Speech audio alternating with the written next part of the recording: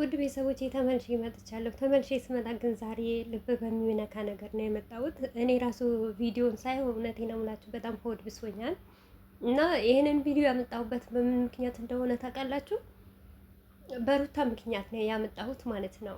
እና ፍቅር ማለት ድሮ ቀረ። እኛ ጥሩ ነገር መማር፣ ጥሩ ነገር በህይወታችን መያዝ በቡታጀራ ዩቱበሮች ድሮ ቀረ፣ ዛሬ አይደለም። ድሮ የነበረ ፍቅርና አሁን ያለው ነገር በደንብ አድርጋችሁ ተመልከቱ። በተለይም ደግሞ የበፊት ኦዲየንስ እና የአሁን ኦዲየንስ ምን አይነት ኦዲየንስ እንደሆንን ማለት ነው። በአሁኑ ሰዓት እውነቴ ነው የምላችሁ የሆነ ታውቃላችሁ፣ ስግደት ላይ ራሱ ሆናችሁ ማለት ነው።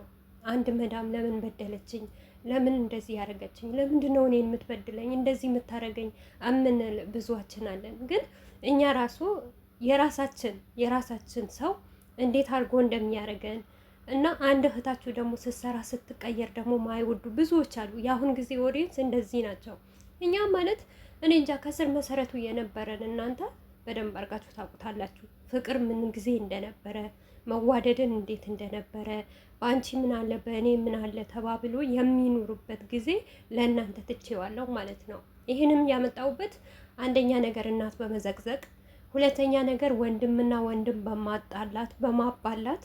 ለምሳሌ አሁን ኤፍሬምና አብርሽ አንድ ናቸው። ምንም የሚለያቸው ነገር የለም። እንግዲህ እሱ አብርሽ ወንድሜ ነው እስካለ ድረስ አብርሽን የበላይ እንዲሆን አድርገው፣ በተለይ ሄርሜላ ደጋፊዎች ይህንን ነገር ትክክለኛ ህይወት ቢኖር እውነቴ ነው የምላችሁ እኔ ወጥቼ እዚህ ጋር እንደዚህ መናገር አቅሙም የለኝም፣ ልናገርም አልችልም። የሚሰራ ነገር ሁሉ ነገር ውሸት። እናንተ የነበረባችሁ ከሴት ጎን መቆም ነበረባችሁ። ሄርሜላ የፈለገም ነገር ብታረግ እናንተ ክብርሽን ጠብቂ፣ ተይ ይቅርብሽ፣ ባለትዳር ወንድ ነው ማለት ነው እንጂ የምትችሉት።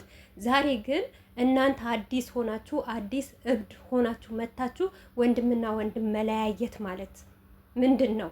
ኤፍሬምን እየዘቀዘቁ አብርሽን ከፍ ማድረግ ማለት ነው። ነገ ይሄ አብርሽ አንድ ነገር ቢሆን አንድ ጉዳት ቢደርስበት ማለት ነው ማን ነው ተጠያቂው? እናንተ ናችሁ ተጠያቂ። እናንተ ናችሁ የምታሳክሙት።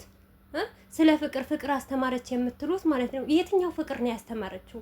ይሄንም ጊዜ ፍቅር ቀርቷል። ይሄንም ጊዜ ፍቅር አሳልፈን ረግጠን ሄደናል።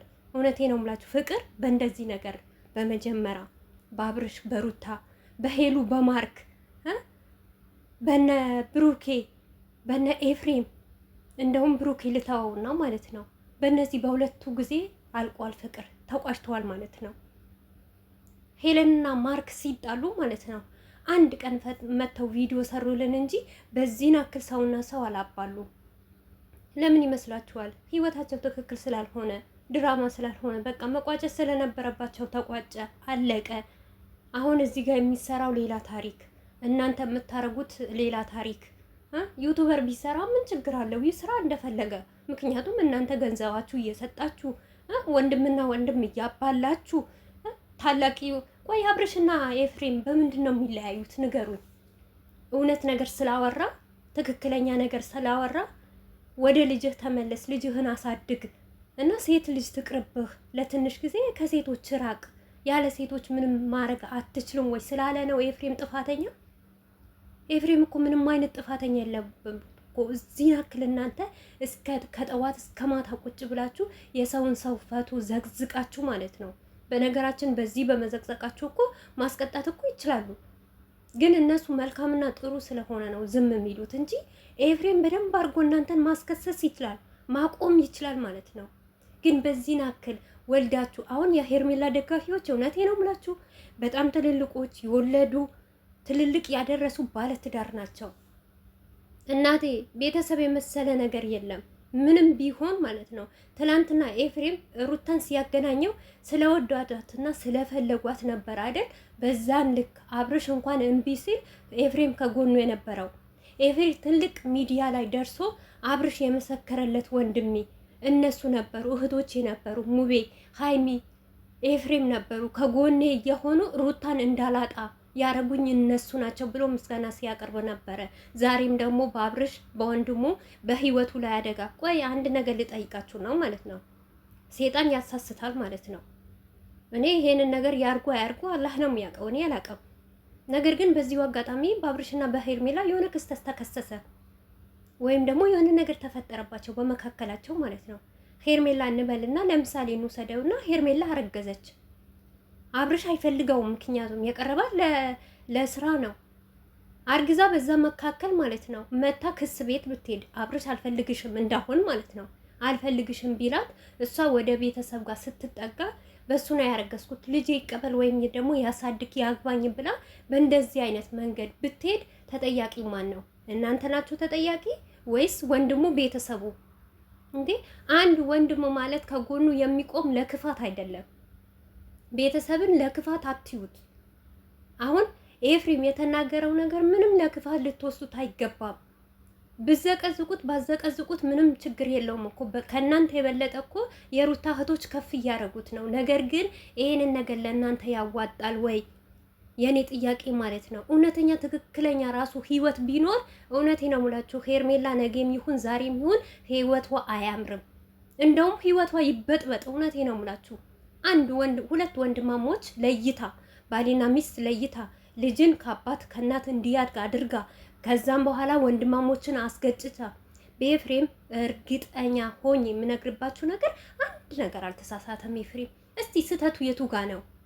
ወንድሙ እንዳይጎዳ ነው። ለምን ብትሉ ወንድሙ አቋም የለውማ። በሰው እኮ ነው የሚሄደው። አሁን ቀለበት ያደርግላት በእናንተ ብር ነው።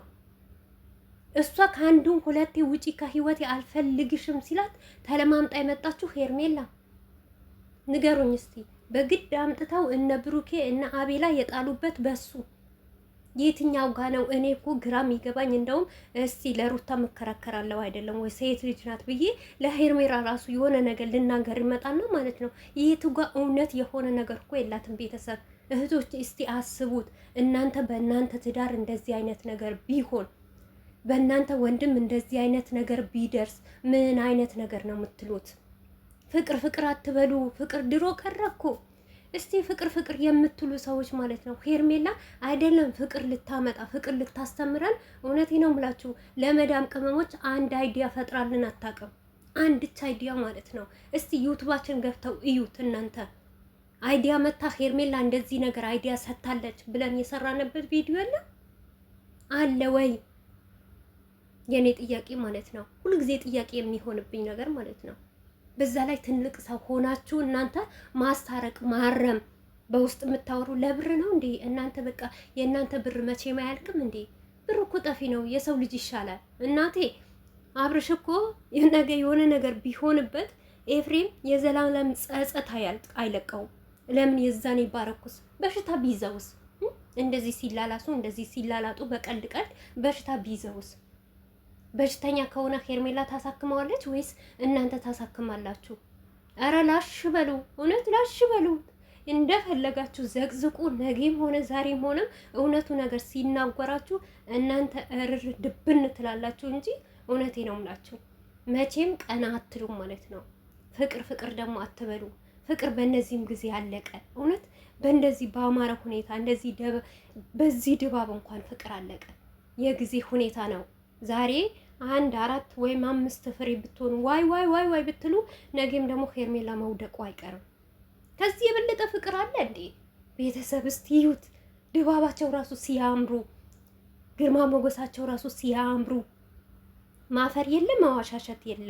ደስ ሲሉ እናት ከልጇ ቁጭ ብላ ልጇን እናቷን አቅፋ ማለት ነው። ይሄንንም ጊዜ አለፈ። ለኛ ብርቃችን አይደለም።